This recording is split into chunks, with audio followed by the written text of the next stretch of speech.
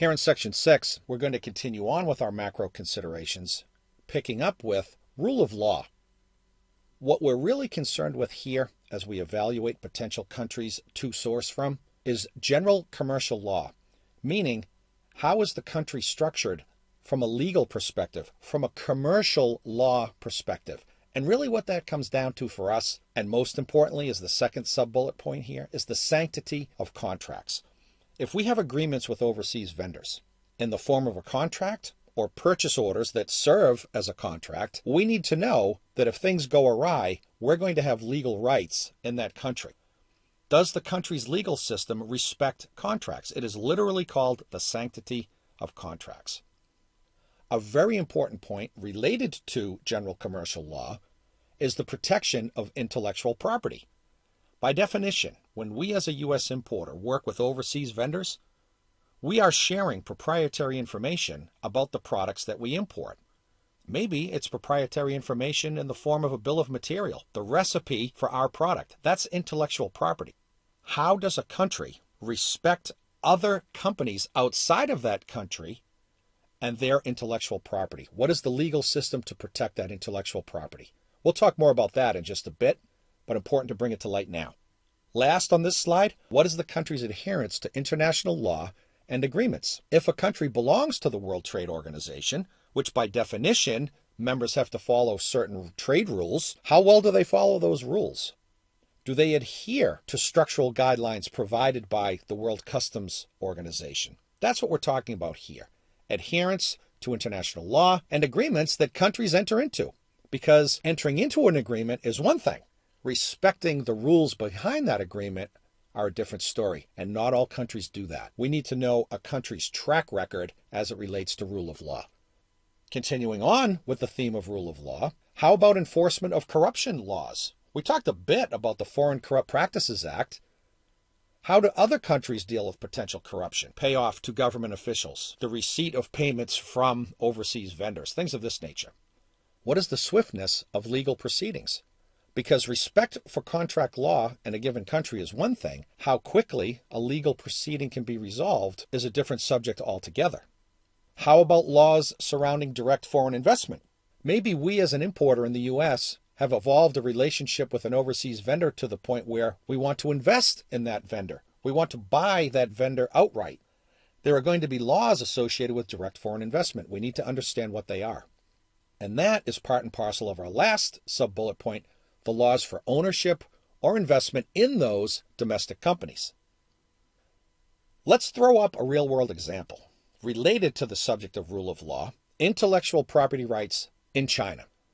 As U.S. companies seek to source goods overseas, a key consideration is the extent to which they need to protect their own intellectual capital. Depending on the nature of one's business, intellectual capital and intellectual property rights fall into categories such as patents, industrial designs, molds, trademarks, trade secrets, and copyrights. U.S. companies that share intellectual property with overseas suppliers run the risk of patent violations, theft of those molds that are used to actually make products, the manufacture of counterfeit goods, a huge problem internationally, unauthorized registration of trademarks and company names in the country from which a company is sourcing, and illegal use of copyrighted material. These are all very important considerations. We as sourcing professionals need to understand the extent to which these activities go on in a country and what legal recourse is out there should they happen. Third paragraph, whereas U.S. importers should be aware of any country's commitment to protecting intellectual property rights, China is a case that must be considered with particular care. Over the last 2 decades, China has made great strides in reducing illegal abuses of property rights and the manufacture of counterfeit goods, but the problem remains. In addition to the above, U.S. companies that want to set up a legal entity in China, set up an operation in China, must be aware that, depending on what business you're in, they may have to surrender certain intellectual property rights in order to gain access to the Chinese market. That is an existing requirement in China. It could change in the future, but the point is, whether it's today, tomorrow, or 2 years from now, we as sourcing professionals need to understand the ramifications of surrendering our intellectual property rights and what legal recourse we may or may not have in a given country. China is of particular interest in all of these areas. Continuing on with macro considerations, we're changing subjects now. Economic indicators. Just an idea of how a country is doing economically.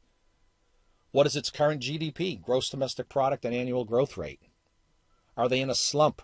Is a country growing? Is there a big upside for economic development in a country? What is the size of relevant target industries? If we're in the automotive industry, we need to understand how big of an industry that is in a given country. What's the profile of the banking system? And one consideration we almost never think of in the United States because it doesn't exist is value-added tax. That's a subject that has to be clearly understood from a sourcing perspective because companies in Asia, Latin America, almost anywhere outside the United States pay VAT on the products that they buy, and then they charge VAT on products that they resell domestically. Typically, in most countries, and this is related to our trade tip, when a company exports, they can recover the VAT they paid on the raw materials that they bought to make the product on behalf, in our case, of a U.S. importer. So, as a trade tip, be sure to investigate a vendor's ability to recover the VAT they pay on raw materials upon export of finished goods. Why? Because it impacts the vendor's cost structure. If they're paying VAT on raw materials, a value-added tax on raw materials, and they can't recover that VAT when they export, that's going to have an impact on their cost and ultimately on the cost of the U.S. importer. VAT is an important subject. It will come up again. Other economic indicators. Does a country have a stock market? How is it doing? Is it highly volatile? What is the impact, if any, of the stock market on the vendors that we're buying from or potentially buying from? What is the national debt of a country? What are the interest rates that a country charges? Why is that important? Because if our vendors are taking out loans, the amount they pay in interest is an expense to them and can ultimately work their way into the price that we pay those vendors. What are their top exports? Very important as well. Top imports. What is the government budget situation? Does a government run a deficit, a surplus? Does a country have a trade surplus or deficit? Important for us to know. Its balance of payments. And really important, and we don't think about this much in the United States, what are their energy costs, the costs to run a factory? Because all of those costs, as we said a moment ago, are baked into the price that we pay the vendors. Energy isn't cheap everywhere. We need to know energy costs in the countries that we're looking at to buy from. As a trade tip, clearly, a vendor's access to inexpensive and reliable power can drive down unit costs. Other economic indicators, some big ones. What's the inflation rate in a given country? Hugely important to us as an importer thinking about buying from a country that has high inflation. The stability of its currency is very important as well. The tax rate that is levied in countries that we're looking at. The minimum wage of the labor that's going to make the products that we're buying obviously will be reflected in the prices we pay. What's the unemployment rate? Is it high? Is it low? Does the workforce have more capacity because not a lot of people are employed? These are things that are all important to us as a U.S. importer. As a trade tip, if possible, because it isn't always this way, U.S. importers should negotiate purchases in U.S. dollars to avoid exposure to currency fluctuation. To illustrate the importance of currency volatility and the currencies in which we buy goods overseas, here's a real-world example. Little bit of history here. Currency crashes in Thailand and Mexico. As U.S. importers conduct research on countries for possible sourcing activities, one important factor to pay attention to is the stability of a country's currency. Even though some U.S. importers pay for foreign purchases in dollars, an understanding of a country's banking system and the international standing of its currency are still important considerations. One good example of the importance of currency stability is the Asian financial crisis of 1997. The crisis started in Thailand when excessive foreign debt and a lack of reserves forced the Thai government into devaluating its currency, the Thai baht. Of equal importance to the impact of the crash in Thailand is the fact that the contagion soon spread to other countries in the region. We don't need to go into a whole study of understanding currencies and how they work. devaluations, etc. The point is that for a number of reasons, Thailand's currency went off the charts in terms of its devaluation that created a huge problem, not only in Southeast Asia, but it spread to other parts of the world, creating a lot of instability. Companies that were sourcing in Thailand at that time suffered greatly as a result of this. Another situation, a little closer to home, that illustrates the above point is the case of Mexico in December of 1994.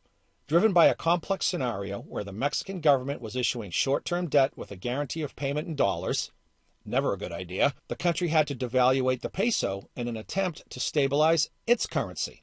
As we said, regardless of the reasons behind currency instability, sourcing professionals must be cognizant of currency-related risk as part of its research. That's all we're saying here. We threw up a couple of examples to help illustrate that point. We're going to wrap up section 6 here, and when we come back, continue on with even more macro considerations, but now looking at industry and supporting infrastructure.